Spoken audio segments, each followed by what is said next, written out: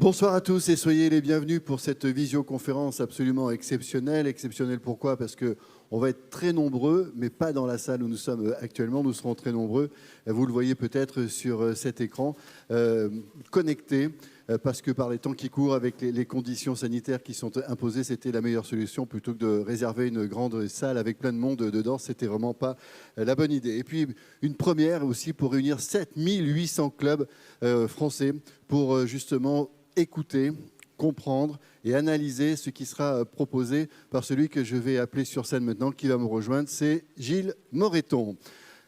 Petits applaudissements pour ceux qui sont dans la salle quand même. Alors on n'a pas mis les applaudissements enregistrés. Mais Gilles, le cœur y est. Alors, on ne se serre pas la main, on ne s'embrasse pas, on ne se congratule pas. Là aussi, on respecte les consignes du moment. J'ai envie de dire qu'on est dans la dernière ligne droite pour aller vers la présidence de la Fédération française de tennis. Alors, ma première question est toute bête, question bateau même, on peut dire. Mais pourquoi est-ce que tu t'es lancé dans cette aventure ? Tout simplement par passion du tennis, comme tous ceux qui nous écoutent maintenant et que je voudrais saluer et remercier.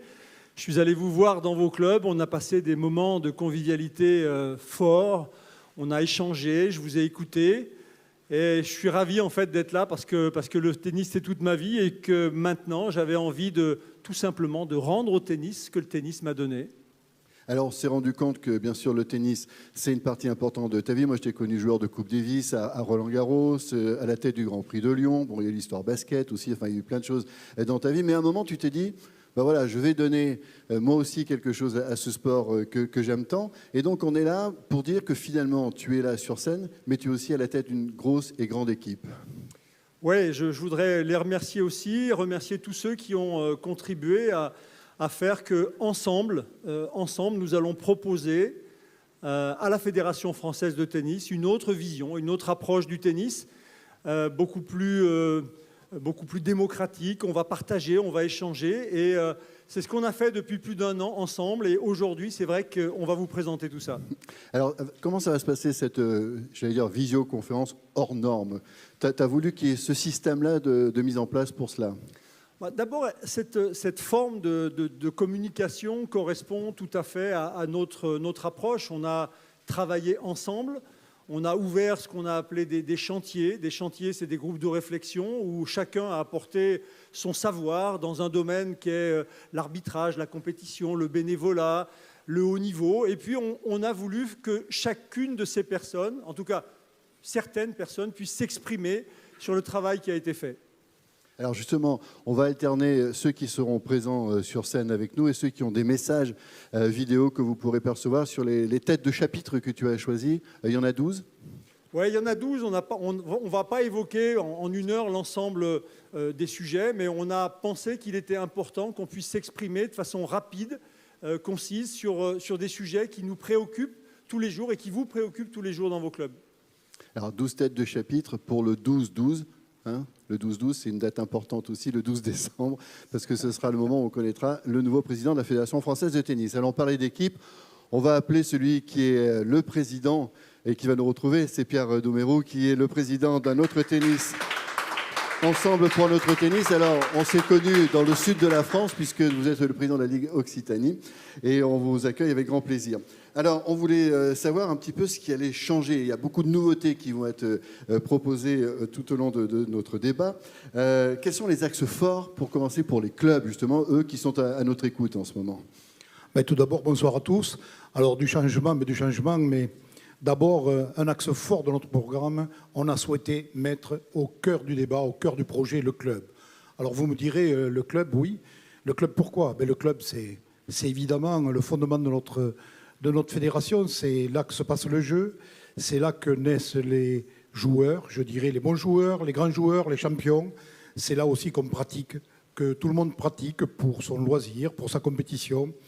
C'est là le club où on inculque des valeurs aux gamins. Moi, j'estime qu'aujourd'hui, un gamin qui va à l'école de tennis, il va découvrir des valeurs qui vont lui servir toute sa vie. Le goût de l'effort, le respect de l'autre, le respect de l'adversaire, le dépassement de soi. Ça sont des valeurs qui serviront les jeunes. Ensuite, les adultes. La compétition, c'est la santé. Aujourd'hui, le sport santé, vous avez vu que c'est un axe fort et on va le développer. Alors, tout ça, le club, ça ne se fait pas sans bénévoles. Les bénévoles, aujourd'hui, les dirigeants de club, nous avons souhaité les reconnaître, les mettre au centre du débat. Et quand je dis au centre du débat, nous avons prévu de revoir nos statuts pour faire voter les dirigeants de club. Voter pour les élections présidentielles, bien sûr, mais aussi pour les consulter 2-3 fois dans l'année sur des sujets divers. Voilà qui pourrait être une reconnaissance, mais tout à l'heure, mon collègue Jacques Itero vous donnera d'autres tuyaux sur l'évolution de ces statuts et de notre gouvernance. Mais ce que je voulais dire, c'est que ces modifications, cet axe fort sur les clubs, il se fera aussi si on met de l'accompagnement. Parce que avoir voulu, dans ce mouvement Ensemble pour notre tennis, aider les bénévoles, c'est les reconnaître, bien sûr, mais les aider par des moyens faciles. Vous avez des plateformes pour la comptabilité, pour le juridique, pourquoi pas pour le sportif. On est aujourd'hui en route pour autre chose. Je crois que nous avons besoin de transformer tout ça. Il y a eu beaucoup de choses de faites, mais aujourd'hui, on a besoin de changer de braquet, d'aller dans une autre direction. Et ces bénévoles, je tiens vraiment quand Gilles tout à l'heure les a remerciés, à les féliciter parce que c'est un engagement au quotidien et l'engagement d'un club, c'est du 1er janvier au 31 décembre. Alors, moi, si j'avais qu'un mot à dire, je dirais qu'aujourd'hui, voter pour les candidats d'Ensemble pour notre tennis, c'est quoi? C'est l'assurance. C'est l'assurance de plus de transparence et moins de politique. C'est l'assurance de plus de convivialité. C'est le club, la convivialité. Et moins d'objectifs. C'est quoi? C'est plus de concertation et moins de descendants. C'est enfin faire le choix du rassemblement, mais du rassemblement de toute la famille du tennis. Quand on parle de rassemblement, on avait peut-être un peu oublié les salariés des fédérations, de la fédération, des ligues, des comités, des clubs. On avait peut-être oublié les enseignants et on avait peut-être laissé de côté aussi les joueurs. Je crois que dirigeants, joueurs, enseignants, on a besoin de se retrouver, salariés, pour faire réunir cette grande famille du tennis, pour faire qu'ensemble, on puisse, si vous le voulez, si vous le décidez, si vous nous accompagnez, qu'on puisse ensemble faire autre chose et en tout cas vivre notre passion avec beaucoup de bonheur, de joie, d'enthousiasme et de convivialité. Je vous attends nombreux. Merci. Merci Pierre. Brasser pas mal d'idées sur lesquelles on reviendra, notamment le haut niveau, notamment avec Arnaud Clément qui est là. On parlera également du bénévolat, de la santé grâce au tennis. Enfin, on reviendra sur tous ces éléments que vous avez brillamment abordés. Justement, on va rester avec les clubs et aussi avec les petits clubs parce que parfois, il y a des propositions qui sont intéressantes justement pour permettre à ces petits clubs de pouvoir continuer à se développer, à vivre normalement. On parle notamment de la mutualisation des moyens parce que parfois, dans ces périodes difficiles sur le plan budgétaire, c'est pas si bête. Alors, on va avec l'expérience et le vécu de Patrick Luguet avoir des exemples. Patrick Luguet, que tu connais bien aussi, hein, Gilles, qui est président de la Ligue, vice-président de la Ligue Auvergne-Rhône-Alpes. On l'écoute, vous allez voir, c'est assez instructif.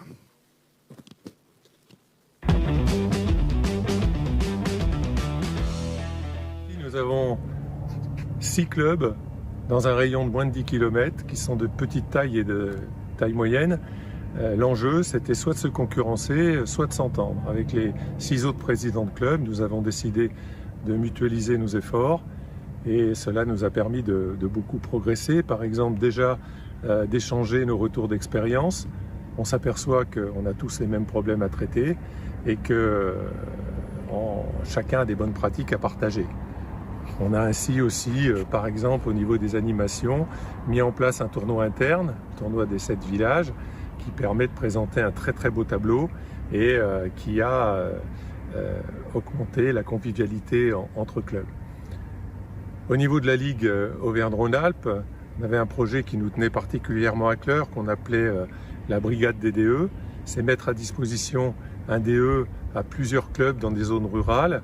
On l'a fait dans le Cantal et ça permet de pérenniser un plein temps pour un enseignant qui n'aurait pas été motivé par des boulots très précaires. Enfin, autre exemple à Vichy.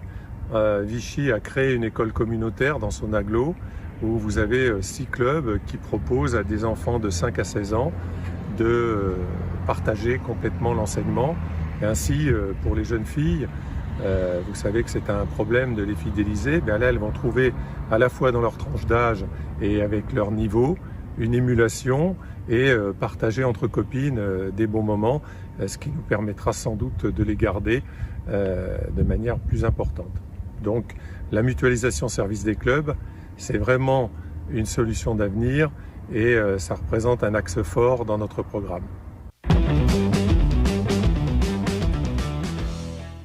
Mutualisons. Oui, c'est une idée, donc il faut réfléchir à ce genre de proposition. D'ailleurs, on a écouté ton président, là, finalement. Pierre, c'est ton président? Oui, alors c'est mon président de club. Je suis ému parce que c'est mon club qui est derrière. Et on est effectivement à l'initiative de la mutualisation, du rapprochement entre des clubs petits, de taille moyenne et un petit peu plus gros.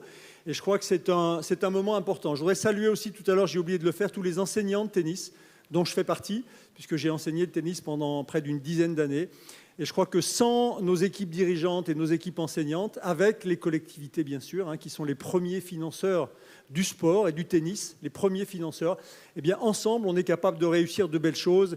Et avec cette initiative qui fait partie du programme, sous un nom bien particulier, on va mutualiser, aider, accompagner les petits clubs et les moyens. Ok, Gilles, on continue maintenant avec une thématique qui nous parle à tous, et quel que soit le sport d'ailleurs, c'est le bénévolat. Alors, avec nous, Catherine, qui nous a retrouvés, Catherine Gallo, présidente, alors je donne tout, présidente du comité départemental de Loire-Atlantique, tête de liste Pays de Loire, pour Ensemble pour un autre tennis. Alors, chez vous, Catherine, vraiment, le bénévolat, c'est un sacerdoce. Oui, effectivement, je suis bénévole depuis plus de 30 ans. Et actuellement présidente d'un comité départemental de 130 clubs. Et je pense pouvoir affirmer que les bénévoles donnent de leur temps et de leur savoir-faire sans compter et sans contrepartie. Petits applaudissements pour les bénévoles. Et sans vous, les bénévoles, il n'y aurait pas de club. Par contre, il est évident que cet investissement est devenu plus exigeant avec l'évolution de notre société. Et je crois qu'il est temps, effectivement, que ce soit plus reconnu et mis en valeur. Alors, comment faire, justement, pour mettre un peu plus en valeur les bénévoles et leur action? Eh bien, je crois qu'il faudrait mettre, effectivement, en œuvre des actions sur 4 points qui me semblent essentiels. Tout d'abord, aider à recruter. C'est un problème dans les clubs. Aider à recruter en fournissant des outils adaptés, que ce soit des fiches de mission type, des tutoriels. Ensuite, soutenir les bénévoles par la formation, en leur donnant la possibilité d'accéder à des formations gratuites et faciles d'accès. Ensuite, les reconnaître, vous reconnaître, en créant un vrai statut du bénévole, que ce soit le bénévolat d'action, donc ponctuel, ou du bénévolat d'engagement sur des mandats. Enfin, vous valoriser. Par exemple, en vous mettant à l'honneur à l'occasion de grands événements. Enfin, pour les personnes qui, à l'heure actuelle, vont s'engager dans la présidence, eh bien, encourager à la coprésidence qui permet de se rassurer et de mettre en pratique, enfin en commun, les compétences de chacun. Enfin, bien évidemment, les bénévoles que nous sommes tous ont besoin non seulement de reconnaissance, mais d'un vrai statut qui nous conférera, certes, des devoirs, mais aussi des droits. Pour que cela soit mené à bien, il faudra très certainement aussi avoir des négociations avec les pouvoirs publics. Mais ça, je sais qu'Ensemble pour un autre tennis entend bien s'y atteler. Merci Catherine et bravo donc à tous les bénévoles, on peut les saluer de nouveau. Et d'ailleurs, bravo à eux, bravo à vous de penser ce nouveau programme. Et si certains se posaient la question, je suis en train de faire du bénévolat actuellement. Bien. Germain Roche maintenant, tiens on va parler, qui est tête de liste d'ailleurs de la Ligue, merci, de la Ligue Île-de-France. Germain, lui, va nous parler de la proximité avec les clubs. Et justement, Germain s'adresse à nous depuis un club.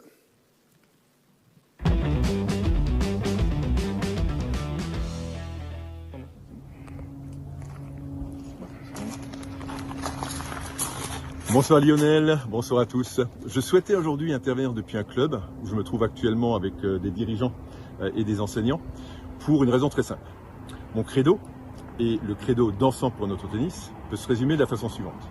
Nous devons être à l'écoute des clubs, nous devons développer la proximité avec les clubs pour comprendre leurs problématiques, leur diversité et leur richesse. C'est en observant leur fonctionnement, c'est en questionnant les différents acteurs des clubs que nous comprendrons les obstacles et les contraintes qu'ils rencontrent au quotidien. Et surtout, nous comprendrons aussi les opportunités qu'ils ont identifiées. C'est en procédant de la sorte que les instances fédérales, que ce soit les comités, les ligues et la fédération, pourront soutenir et accompagner les clubs dans le montage et le déploiement de leurs projets. Il est également primordial de tirer les enseignements des bonnes expériences et des bonnes pratiques qu'on peut observer dans les clubs, afin de pouvoir potentiellement les partager au niveau local, au niveau régional, voire dans certains cas au niveau national, en tenant compte bien sûr des diversités qui existent au sein des clubs et au sein de nos territoires. Cette démarche nous permettra de réussir ensemble un autre tennis, en permettant à tous les acteurs présents dans les clubs de tennis et de padel de vivre leur passion au mieux. Et quand je parle d'acteurs, je parle bien entendu des bénévoles, je parle des salariés, je parle des enseignants, je parle des compétiteurs, ainsi que tous les pratiquants qui vont pratiquer le tennis dans le cadre du tennis plaisir. Voilà ce que je souhaitais dire ce soir. Donc je vous souhaite à tous une bonne fin de tribune et merci de m'avoir donné l'opportunité aujourd'hui de m'exprimer depuis un club.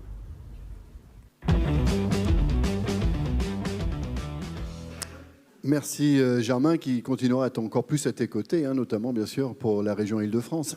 Oui, Germain est en réunion effectivement en ce moment avec une quarantaine de clubs qui vont arriver bientôt. Et puis il sera notre candidat, le candidat Ensemble pour un autre tennis sur l'Île-de-France.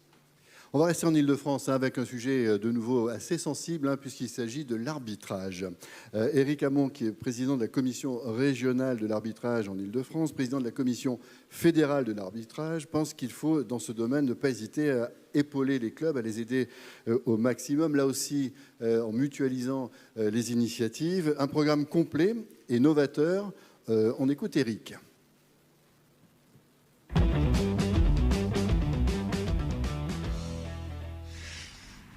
Bonsoir à tous.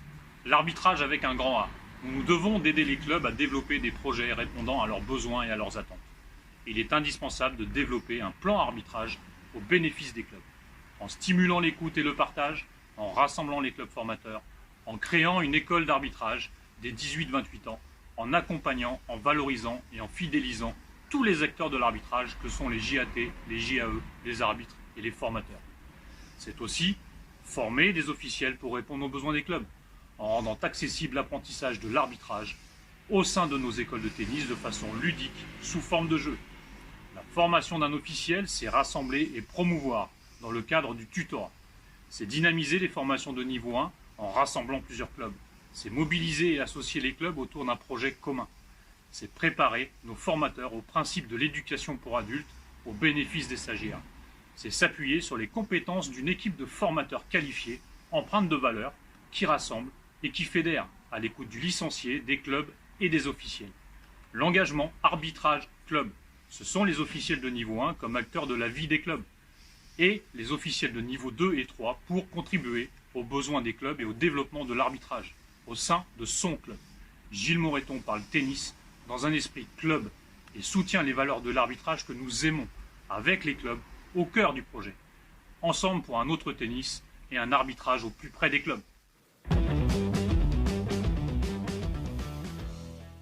Voilà Eric, merci pour ce message. L'arbitrage, c'est vrai que c'est l'apprentissage aussi du respect. Amélie Oueda Cacera nous a rejoint. Bonjour, comment ça va? Lionel, merci. ça me fait plaisir C'est vrai, avec vous. Nous aussi. Est-ce que je peux vous faire rougir un petit peu pour commencer? Alors, je vais vous donner d'abord votre palmarès tennis. Puisque quand vous étiez jeune joueuse, vous avez un palmarès qui est quand même assez éloquent, puisque vous avez été champion du monde minime, c'est ça, en 1992. Vainqueur de l'Orange Bowl. Vainqueur de l'Orange Bowl, demi-finaliste junior dans les tournois du Grand Chelem. Qu'est-ce qu'il y a eu? Il y a eu Roland, il y a eu Wimbledon. Et l'US Open. Et d'un seul coup, hop, elle disparaît des radars. Pourquoi? Parce que maintenant, je vais vous donner un autre palmarès. Sciences Po Paris, ESSEC, maîtrise de droit, l'ENA, où vous côtoyez un certain Emmanuel Macron. Et donc, vous décidez que le tennis, finalement, ça sera pour le loisir, ça sera pour la santé, ça sera pour passer des moments entre amis. Et que donc vous allez vous consacrer à une carrière qui vous amène actuellement à être la directrice de e-commerce, data et digital de Carrefour et présidente de Rénovons le sport français. Un petit mot sur Rénovons le sport français. C'est quoi exactement et ça sert à quoi? Oui, donc c'est une association qu'on a fondée en janvier 2018, que je préside du coup depuis 2 ans et demi. On travaille beaucoup, on a produit un rapport qu'on est allé présenter à la ministre des Sports dans lequel il y a beaucoup de recommandations sur le modèle économique des fédérations, sur les liens entre l'école et le sport et la santé, le sport et les entreprises, mais aussi un chapitre important sur la gouvernance des fédérations sportives, qui fait beaucoup écho d'ailleurs au programme de Gilles et de Ensemble pour un autre tennis, et qui porte vraiment des valeurs de démocratie, d'éthique et d'attention portée au débat, à la fluidité, à la confiance dans les échanges. C'est une des raisons pour lesquelles vous êtes retrouvé aux côtés de Gilles avec cet espoir que justement ce que vous faites passer comme valeur soit aussi des valeurs que la Fédération française de tennis va pouvoir véhiculer. Absolument, j'ai envie de dire, il y a d'abord une admiration pour le sportif, une admiration pour l'entrepreneur, une admiration pour l'homme. Je pense qu'on a une opportunité extraordinaire d'avoir un homme qui combine ces différentes qualités à la tête de notre fédération. J'ai envie de dire, ça fait longtemps qu'on l'attend et on en a besoin. Bon, c'est lui qui rougit maintenant. Et après, sur le fond, il y a évidemment une cohérence parfaite entre les valeurs qui sont portées par le programme Ensemble pour un autre tennis et celles que je défends à la tête de cette association depuis 2 ans et demi, et notamment sur ces sujets de gouvernance des fédérations, d'ouverture, de dialogue, de démocratie, de place donnée au club. C'est ce qu'on veut voir dans le monde du sport. Alors si on reste spécifiquement sur le tennis féminin, on en regardait un petit peu, on en parlait tout à l'heure avant de commencer cette visioconférence. Il y a un petit tassement du côté des licenciés, du côté féminin. Pas que féminin d'abord, pas que féminin, mais aussi global, mais en particulier pour les femmes en effet, puisqu'elles étaient, il y a encore quelques années, à peu près 30% de l'ensemble des licenciés, et cette part, elle s'affaisse. On était avant l'équitation, la gym, etc. Et on est maintenant derrière, ce que je trouve vraiment très triste. Alors, on espère en tout cas qu'avec des initiatives dans les clubs, peut-être que les femmes reviendront, parce que qu'est-ce qui manque finalement? Oui, absolument. Enfin, moi, si vous voulez, et c'est aussi un point qu'on a souvent discuté avec Gilles, je pense que le pire service qu'on peut rendre au tennis féminin, c'est de le traiter comme un sujet à part. Donc, on s'est posé la question, on a réfléchi, et on n'a pas voulu qu'il y ait une section spécifique, dédiée, à part, en silo, dans le programme sur ce sujet-là. Je pense que le tennis féminin a trop longtemps souffert d'être considéré comme quelque chose d'à part. Maintenant, quand on dit ça, ça ne veut pas dire qu'il n'y a pas beaucoup de choses à faire en faveur de ce tennis féminin. Je vais laisser un temps de côté le haut niveau et simplement parler de deux notions, le plaisir et la santé.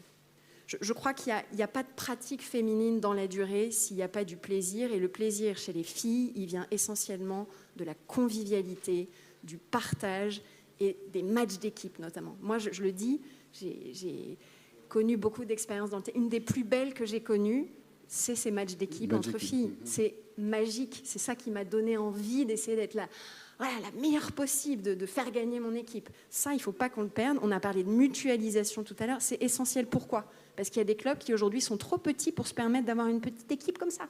C'est trop réduit. Donc mutualiser, recréer à un échelon géographique pertinent des équipes pour permettre aux filles de continuer à s'éclater et à être dans cette logique de convivialité, c'est essentiel.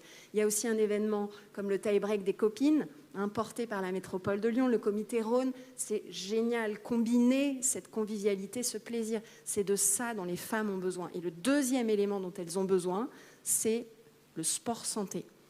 Moi, je suis hyper frappée de voir qu'il y a une espèce de fuite massive vers le yoga et le pilate.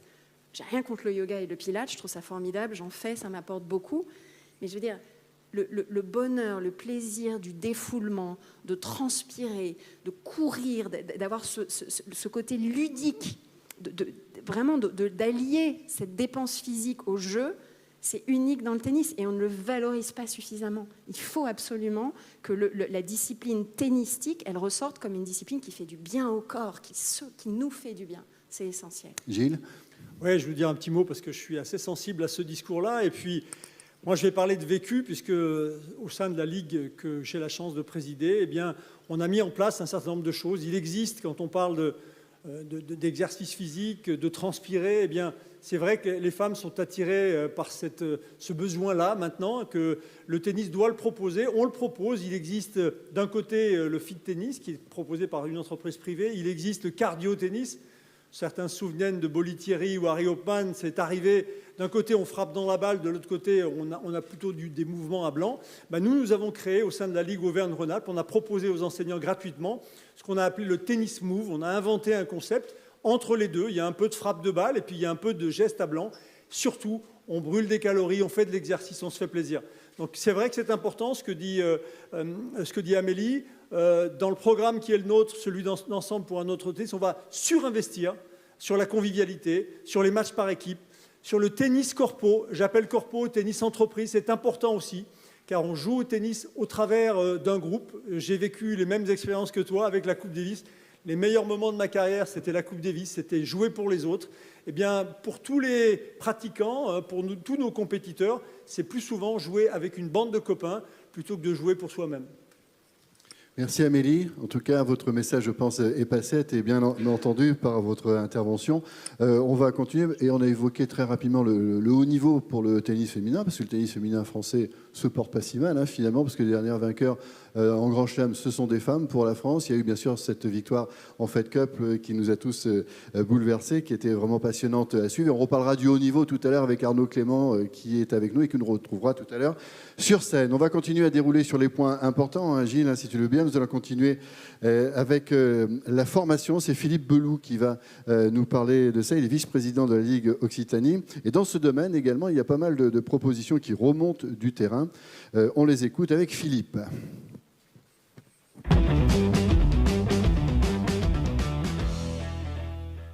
Ensemble pour notre tennis a une priorité, la formation. La formation des enseignants, les futurs comme les anciens. Pour les futurs, il faut bien entendu adapter nos contenus à l'évolution du jeu. Et bien entendu aussi recourir à l'apprentissage pour créer une relation gagnant-gagnant avec le club. Pour les anciens, écoutons-les à travers le conseil des enseignants qui va être créé. Intégrons-les dans les formations de leurs pairs, en particulier les CQPET. Créons avec eux un catalogue de formation continue sur les thèmes qui les intéressent au plus haut point. On pourrait penser à la préparation physique, la préparation mentale, la nouvelle école de tennis, etc. etc. Mais une grande mission, aidons-les à développer et surtout ensuite à garder leur passion pour l'enseignement du tennis. N'oublions pas non plus les dirigeants dans ce volet formation. Ils ont eux aussi besoin d'accompagnement. Avec leurs enseignants, formons-les à créer un binôme prêt à affronter les défis actuels. Avec leurs pairs, formons-les en tenant compte de la proximité géographique. Les départements peuvent prendre en charge la formation des nouveaux présidents de club. Dans les ligues, on peut former les nouveaux présidents de département et les nouveaux dirigeants de comités départementaux. Et à la fédération, on peut aussi former les nouveaux dirigeants des ligues. Tout cela, vous le retrouverez dans le programme d'Ensemble pour notre tennis, parce que bien entendu, ce programme a été constitué par rapport aux remontées du terrain, aux remontées des clubs, aux remontées des enseignants. Voilà, merci Philippe. C'est du concret, effectivement, quand on est au contact de ceux qui sont sur le terrain. Bien vu. Alors, Gilles, nous accueillons avec plaisir maintenant Dominique Decoux, qui vient d'une très très belle région, parce que c'est ma région.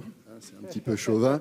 Dominique est président du comité départemental de la Haute-Vienne, tête de liste Ensemble pour un autre tennis pour la Ligue, bien sûr, Nouvelle-Aquitaine. Alors, parlons avec vous, Dominique, de la place du tennis dans notre société. Vaste débat, là aussi, dans le domaine de l'environnement, dans le domaine de la santé, on l'a déjà un petit peu abordé. Son rôle sociétal aussi, on va peut-être commencer par ça. Alors, la pratique du tennis, elle est plurielle. Et on doit élargir le périmètre par rapport à des personnes qui se sentent vraiment éloignées du tennis. On continuera à collaborer avec l'association Faites le Mur et on renforcera ce lien en impliquant davantage les élus locaux du tennis ainsi que les directeurs des centres sociaux.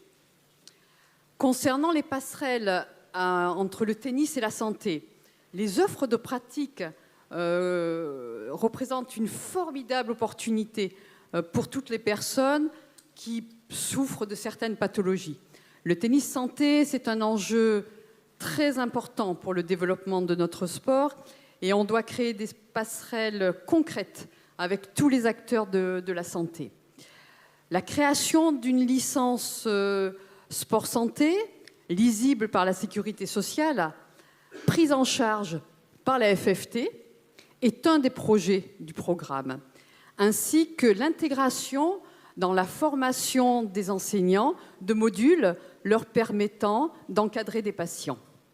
Alors, il y a un autre thème, et là on est en plein dans l'actualité du moment, qui est important aussi à exposer, c'est tout ce qui concerne l'environnement, tout ce qui concerne l'écologie.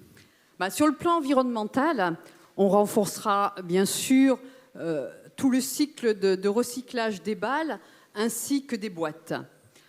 Il s'agira aussi d'inciter les clubs à devenir des zones vertes en développant les espaces verts et la végétalisation. Mais on souhaite également aider les clubs à construire des structures avec des matériaux durables. En bref, encourager, privilégier tout ce qui peut favoriser les économies d'énergie. Il y a un double avantage pour la planète et pour la santé financière de nos clubs. C'est un engagement durable pour le programme Ensemble pour un autre tennis. Merci pour ces précisions et cet exposé. Et si je peux me permettre, il y a des initiatives en France qu'il faut saluer. Je pensais, quand vous parliez d'éco-responsabilité, le tournoi qu'organise Denis Nijlène à Strasbourg, où c'est un des thèmes, un axe principal de l'organisation de Denis, qui a eu plein d'idées là-dessus et qui sont absolument géniales. Et puis comme on est un peu chauvin, oui, il y a aussi un tournoi WTA à Limoges avec Pascal Biojou qui est en train de le monter. Et il en a monté un à Lyon aussi. Donc ça veut dire qu'en France, vous voyez, autour du tennis féminin aussi, on s'agite un petit peu. Et il était temps, parce que c'était un petit peu dommage qu'il n'y ait pas plus d'organisation de ce tournoi autour de ce tennis féminin. Gilles, nous allons accueillir en images maintenant quelqu'un dont j'aimerais que tu me parles, parce qu'on peut dire que c'est un pionnier dans son domaine, c'est Pierre Fusade. Alors Pierre, je l'ai rencontré il y a très longtemps, lorsque j'étais organisateur du Grand Prix de tennis de Lyon. Il est venu faire une démonstration en tant que joueur en fauteuil, la veille de la demi-finale. On a pu les faire jouer sur le terrain. L'ATP avait accepté le fait qu'on ait une démonstration avant. Et puis ensuite, je l'ai suivi lorsqu'il a eu son parcours à la Fédération française. Et puis derrière, lorsque je me suis présenté dans la Ligue Auvergne-Rhône-Alpes, je suis allé le voir. Il est à Vichy, à Cusset, pour être très précis. On s'est rencontrés. Il a hésité et puis il nous a accompagnés dans cette aventure. Et il apporte énormément d'idées. Et je vais le laisser s'exprimer. On écoute Pierre.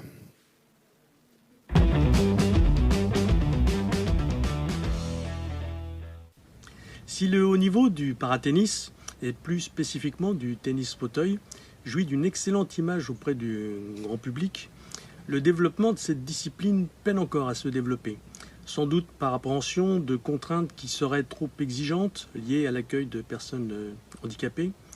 Et pour gommer toutes ces appréhensions, il est nécessaire qu'une communication spécifique soit réalisée auprès de vous, président de club, ainsi qu'auprès des conseillers en développement et cadres techniques qui sont en permanence sur le terrain.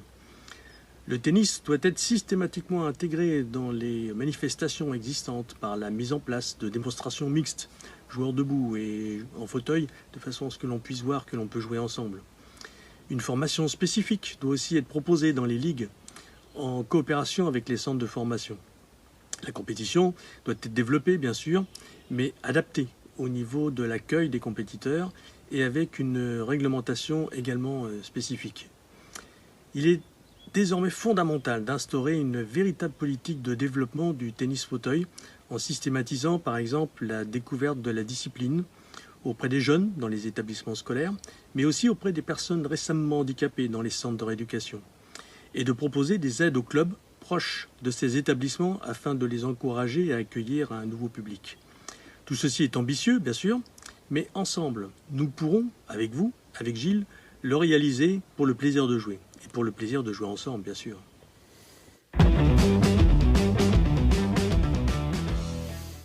Merci Pierre, là aussi très beau discours avec pas mal de propositions. On rappelle aussi Gilles que le paratennis fait partie intégrante de la Fédération française de tennis. Absolument, et ce depuis ce mandat. Et Pierre l'a évoqué très rapidement, mais c'est pour lui attirer des jeunes malheureusement en situation de handicap. Et on l'a fait, on a démarré cette expérience en Auvergne-Rhône-Alpes avec la volonté de croiser des enfants qui sont en situation de handicap en milieu scolaire et qui, malheureusement, lorsqu'il y a les cours d'éducation physique, ne peuvent pas faire de sport et restent dans les salles d'études. Nous faire le croisement avec les clubs qui souhaitent accueillir du tennis en fauteuil et leur permettre d'aller dans les...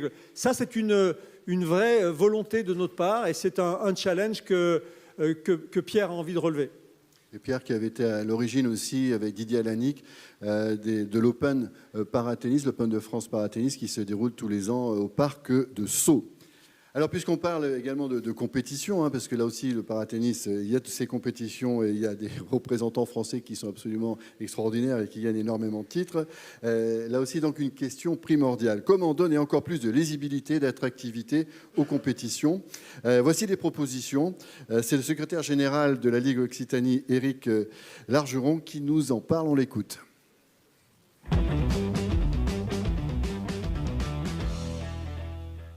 Bonsoir.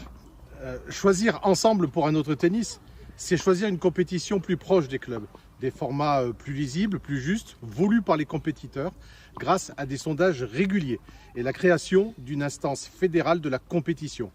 Elle sera composée de joueurs, d'enseignants, de dirigeants de clubs, de responsables de commissions sportives qui analyseront les réponses des licenciés et dresseront une feuille de route tous les ans. Choisir ensemble pour un autre tennis, c'est revaloriser les tournois de clubs. Une harmonisation garantie à tous les échelons pour les clubs limitrophes ou pour les tournois d'importance identique. Ceci justement afin de pérenniser ces tournois de clubs très conviviaux et qui montrent la force des dirigeants organisateurs. Toutes les épreuves innovantes seront mises en avant. Nous en proposerons également d'autres. En particulier les matchs par équipe, source de partage et de valeurs humaines. Les calendriers nationaux seront retravaillés afin d'optimiser les championnats d'un point de vue arbitrage et cohérence géographique. Enfin, les championnats de France individuels se dérouleront au stade Roland-Garros, très vite, dès 2021 pour certaines épreuves, même les 15-16 ans et 17-18 ans que nous comptons bien recréer. Trop de changements tuent le changement, c'est ce que nous avons vécu d'ailleurs ces dernières années. Il est temps maintenant de réfléchir posément. Notre engagement est d'être près des clubs. C'est une marque de respect que nous comptons bien transmettre. Merci de votre attention. Formidable, Eric qui nous a fait une mise en scène, vous avez vu ça, avec changement de situation pour un pro. Il est trop fort. Roi de la communication en plus. Alors de la compétition au haut niveau, il n'y a qu'un pas qu'on va franchir avec Arnaud Clément, alors que nos amis photographes se mettent devant la caméra, mais c'est pas si grave que ça finalement, puisqu'on est en direct et ça se passe comme ça de temps en temps avec les photographes. Alors Arnaud qui nous a rejoint, donc ancien numéro 10 mondial, je vais faire aussi le petit palmarès. Tiens. Vainqueur en double d'un grand chelem, finaliste d'un grand chelem, l'Open d'Australie, vainqueur de la Coupe Davis, capitaine de l'équipe de France de Coupe Davis, vainqueur de 4 tournois en simple, en double, je n'ai même pas compté tellement il y en a. Dont Lyon, bah oui, dont Lyon, effectivement. Organisateur d'un magnifique tournoi à Aix, consultant brillant de la télévision française, heureux papa de marin. Enfin bon, je vais arrêter là parce que ça n'en finira plus. Arnaud, avant d'échanger avec toi sur le haut niveau, je voulais te faire part de toute mon admiration. Je vais te dire pourquoi, parce qu'il y a beaucoup de joueurs de haut niveau que j'ai côtoyés, ou de joueuses, qui avaient toujours un petit peu tendance à critiquer la Fédé, à critiquer les organisateurs, à critiquer les présidents, à critiquer plein de choses, mais qui ne s'engageaient jamais. Toi, tu t'es engagé, tu t'es dit, bon ben voilà, il y a peut-être des choses à faire, et je vais y aller. Donc rien que pour ça, je dis bravo. Merci, Lionel. Voilà, peut-être que ça donnera des idées à d'autres joueurs ou joueuses. Alors, pour entrer dans le vif du sujet du haut niveau, qu'est-ce qu'on peut faire de nouveau en France ? On a l'impression que déjà la France a inventé l'aide au haut niveau. Écoutez, de nouveau, d'abord, j'aimerais qu'on reprenne les choses qui marchaient très bien avant et qu'on a balayées simplement parce qu'il fallait mettre en place une nouvelle politique. Faire évoluer les choses, c'est important, mais quand il y a quelque chose qui marche, il faut le garder. Il y a des choses qui marchaient très bien en France. On était une fédération qui était prise en exemple partout dans le monde. Les gens de toutes les fédérations venaient voir qu'est-ce qu'ils font en France, comment ils font pour produire autant de champions. Ils venaient, ils nous copiaient. Aujourd'hui, le problème, c'est qu'on prend nous, fédération, et on l'affirme haut et fort comme exemple, le modèle tchèque. Nous ne sommes pas tchèques. Ils font des choses très bien en République tchèque, mais ce n'est pas notre culture, ce n'est pas nos infrastructures, ce n'est pas nos enseignants. Alors, nous, en France, on a beaucoup de moyens. On a Roland-Garros qui génère énormément de profits. On est la fédération sportive en France qui a le plus d'argent. Nous, notre rôle en tant que fédération, c'est former des jeunes joueurs, des jeunes joueuses. Et aujourd'hui, en fait, on met des moyens sur très peu de joueurs et de joueuses, justement. On s'en rend compte qu'en fait, on met beaucoup de moyens sur assez peu de joueurs. Moi, je ne veux pas forcément, à la limite, on y réfléchira, hein, sur le budget, ça c'est autre chose, mais qu'on mette plus d'argent, mais que cet argent soit réparti différemment. On a des différences de simple au double, du simple au quadruple, avec des écarts éventuellement de niveau sur les jeunes âges, qui sont de toute manière assez durs à évaluer, et surtout qui sont beaucoup trop importants. J'aimerais justement donc qu'on élargisse la base des aides, sur pas simplement le critère sportif. J'aimerais également, à un moment donné, qu'on arrête de penser au résultat en permanence. Le résultat, c'est que dès qu'on a 8 ans, dès qu'on a 9 ans, 10 ans, 11 ans, il faut qu'on rentre dans des cases, il faut qu'on fasse tant de tournois tennis Europe, il faut qu'on aille en quart de finale, il faut qu'on soit dans les 100 premiers de notre catégorie. Mais on sait très bien qu'à ces âges-là, ça ne veut absolument rien dire. On a des exemples, on en a tellement à un moment donné de ceux qui étaient très forts jeunes, qui n'ont pas réussi, de d'autres qui ont été derrière et puis qui ont réussi. Donc ça ne peut pas être un critère sur ces âges-là, sur les petites catégories. Sur les petites catégories, je vais prendre un exemple. On va prendre les garçons, les projets verts, pour ceux qui connaissent, des projets qui sont forts. Un garçon qui a 12 ans, aujourd'hui, 11-12 ans, on va lui dire « tu t'entraînes 20 heures par semaine », c'est comme ça. Il y a des pros qui ne s'entraînent pas 20 heures par semaine. Je ne suis pas forcément contre. On va lui dire aussi maintenant, il va falloir que tu sois déscolarisé. Alors, on me saute dessus. On me saute dessus quand j'emploie ce mot-là. Bien sûr, en France, la scolarité est obligatoire jusqu'à 16 ans. On parle d'une scolarité différente, des études par correspondance. Certains vont avoir la maturité pour éventuellement prendre cette option. D'autres ne l'auront pas tout de suite. Certains devront peut-être attendre 1 an, 2 ans. Aujourd'hui, on oblige. Et il faut le savoir, c'est que si à un moment donné, on ne rentre pas et qu'on n'accepte pas justement cette déscolarisation, les aides peuvent être retirées, voire supprimées. Diminuer ou supprimer. C'est complètement anormal et assez révoltant. C'est une des raisons de mon engagement également, la manière dont sont traités les jeunes. Il faut que notre système s'adapte à l'enfant, et l'enfant ne doit pas s'adapter au système. Une critique aussi sur une chose, ça c'est amusant, enfin, c'est pas amusant, c'est pathétique, mais sur la famille, on dit, nous on ne parle pas de la famille. Moi j'ai entendu, et je suis désolé, à la dernière Assemblée Générale de la Fédération, on a parlé du projet des familles. Et moi, je me dis, mais ce n'est pas le projet de la famille. Il y a un projet familial. Mais à la base, ça doit être le projet de l'enfant. Moi, je suis bien placé. Moi, sans ma famille, je n'aurais rien pu faire. Je n'aurais pas joué au tennis, je n'aurais pas été professionnel. J'ai eu une chance extraordinaire. Je suis bien content de la place de la famille. Mais ça reste le projet de l'enfant. Il faut aider la famille à accompagner au maximum, au mieux possible l'enfant. Mais aujourd'hui, on se trompe, je trouve, à un moment donné, en mettant vraiment, en disant c'est les parents qui vont emmener. Donc écoutez, en fait, avec ce surentraînement, quelque part, on dégoûte aussi certains enfants qui posent définitivement la raquette quand le tennis était le sport d'une vie, comme c'était le slogan de notre fédération il y a longtemps maintenant. Aujourd'hui, en fait, non. Aujourd'hui, c'est tu rentres dans la case, on t'aide. Tu rentres plus, c'est terminé. On passe du tout au rien. On dégoûte un petit peu. Et on se rend compte qu'on a beaucoup d'adolescents qui arrêtent et qui ne jouent absolument plus au tennis aujourd'hui. On se prive justement potentiellement de bons joueurs. Ils n'auraient pas été professionnels. On sait très bien, tout le monde ne peut pas être professionnel. Ça concerne un très petit nombre, mais des bons joueurs de club qui auraient été peut-être... Vous savez, moi, un de mes premiers clubs, le numéro 1 du club, il était 15. Il était classé 15, je le regardais jouer, je me dis mais comment on fait pour taper aussi fort dans la balle quoi. Et après, ça va être un joueur à 3-6, un joueur à 0, un joueur négatif. On a besoin de ces joueurs. C'est ces joueurs qui alimentent nos clubs. C'est ces joueurs qui sont dans les équipes, qui alimentent nos équipes 1, nos équipes 2, dans tous les clubs. Et aujourd'hui, on remarque que cette strate, elle est en train de diminuer, qu'il y a de moins en moins de ce qu'on appelle de joueurs un petit peu du deuxième cercle dont on a besoin. Et voilà, c'est pour toutes ces raisons que j'ai décidé de m'engager auprès de mais de quel Gilles passionné, mais quel passionné. Comme sur le terrain, il lâche rien, quoi. Hein non, mais c'est vrai, c'est super génial, d'avoir quelqu'un qui sort de sa carrière et d'un seul coup, paf, voilà. On aurait tellement envie d'entendre ces paroles de la passion. C'est la passion qui parle et bon, on partage forcément la même position. Et tout à l'heure, il a abordé un point important, c'est le deuxième cercle.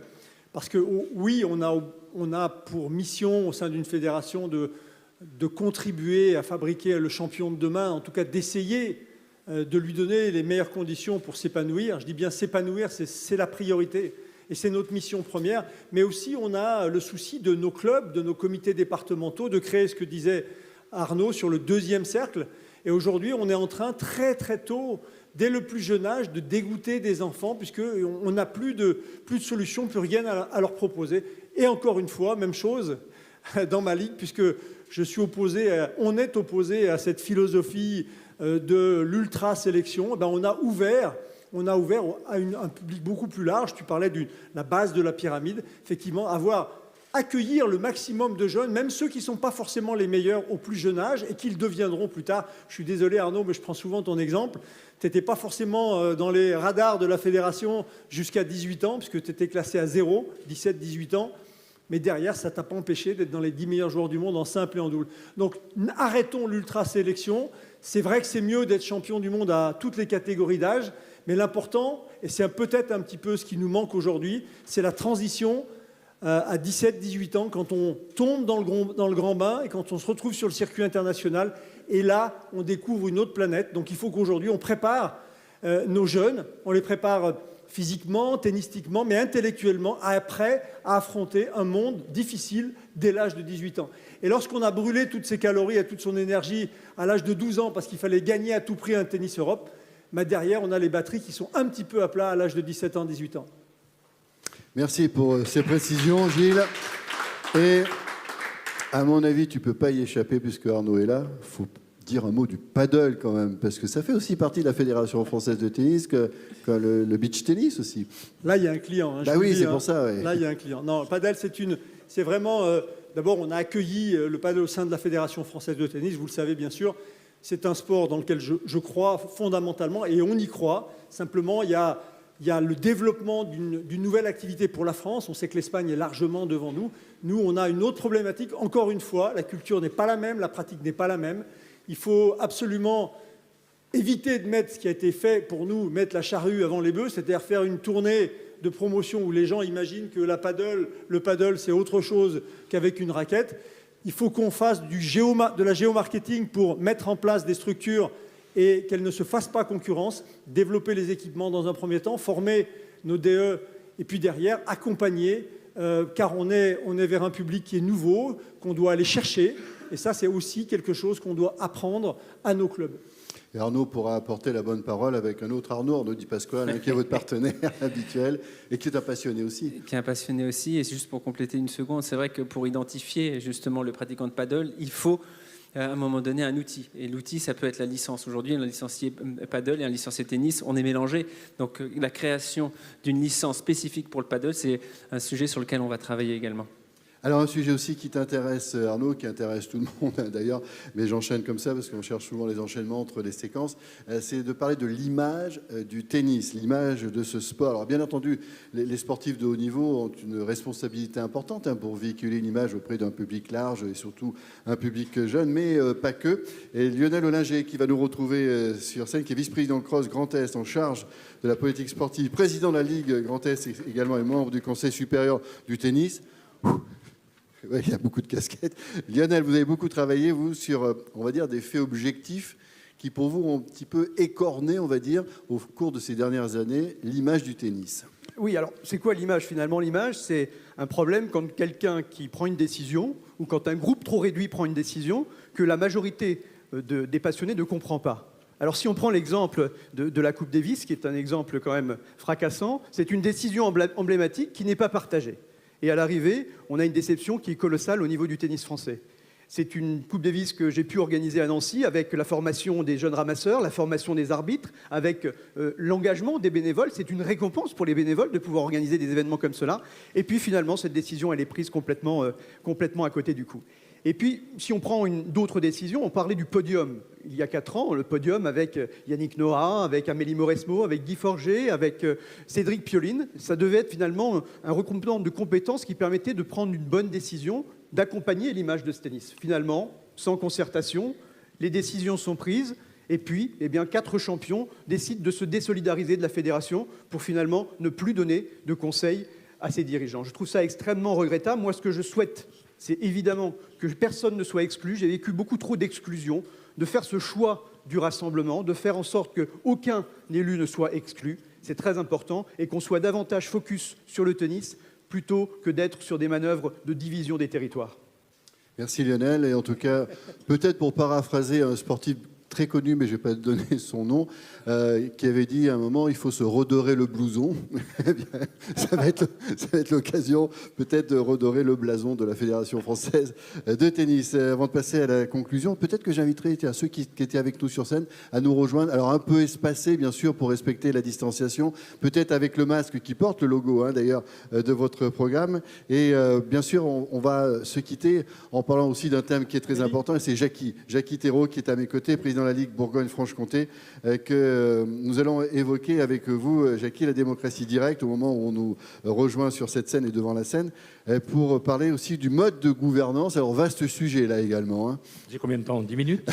Top chrono, on va voir. Non, mais on est sûr qu'on va bien vous comprendre, c'est l'essentiel. Bonjour, beaucoup de projets qui vous ont été présentés, des projets qui ont été construits par une équipe. C'est un travail qui a été fait par une équipe de dirigeants, mais surtout parce qu'on a retrouvé des avis dans nos visites avec les clubs, les dirigeants de toutes parts. C'est ce qui a construit ce projet. On veut continuer à le poursuivre avec toujours l'avis des clubs. Et cet avis, on veut le donner par le vote davantage. Bien sûr, on a un système que certains estiment démocratique, comme aux États-Unis. Mais on veut le rendre sous une forme d'autre démocratie, à ce que les clubs choisissent un comité qui les dirige, les grandes décisions, des décisions administratives, sportives, d'organisation. Et ça, on souhaite que ce soit les clubs qui le fassent. Les délégués dans notre système existeront toujours, parce qu'à un moment, on se doit de réduire la base qui ne peut pas toujours diriger l'ensemble. Ils garderont certaines de leurs prérogatives, mais avec des formes un peu adaptées. Et puis, nous allons prendre les orientations que de créer un conseil des enseignants, un conseil des présidents de comité, un conseil des enseignants, j'ai dit des délégués. Voilà. Voilà. J'ai rien oublié. Voilà. Donc tout ça, c'est un vaste projet administratif. Il est peut-être un peu moins glamour que les autres sujets qu'évoquent Arnaud, Amélie, Pierre, Paul. Mais il faut... Oui, Jacques. Non, c'est Jackie. Mais il nous faut le construire. Ce sont des démarches administratives. Et pour ça, notre premier devoir, c'est venez voter, venez vous exprimer pour qu'on puisse réaliser ces choses dans l'intérêt de la fédération. Merci Jackie de nous avoir rappelé tout cela pour terminer. Donc on essaie d'être présents ensemble là, sur cette photo de famille, même si évidemment on garde un petit peu nos distances. J'ai pas encore mis mon masque, mais ça va pas tarder. Voilà. On est presque au terme de cette présentation, Gilles, et j'ai envie de dire il y a eu beaucoup de nouveautés, beaucoup de présentations, de propositions, beaucoup d'envie aussi, on l'a senti également dans les propos. Il y a beaucoup de présidents de clubs qui sont en train de nous regarder. Quel est le message que tu as envie de leur faire passer maintenant? Le message, il est relativement simple. C'est d'abord remercier toutes les personnes qui ont contribué ici, mais ailleurs, à faire ce programme. Ce programme que vous allez recevoir bientôt avec une proposition qui sera non pas une proposition papier, mais une proposition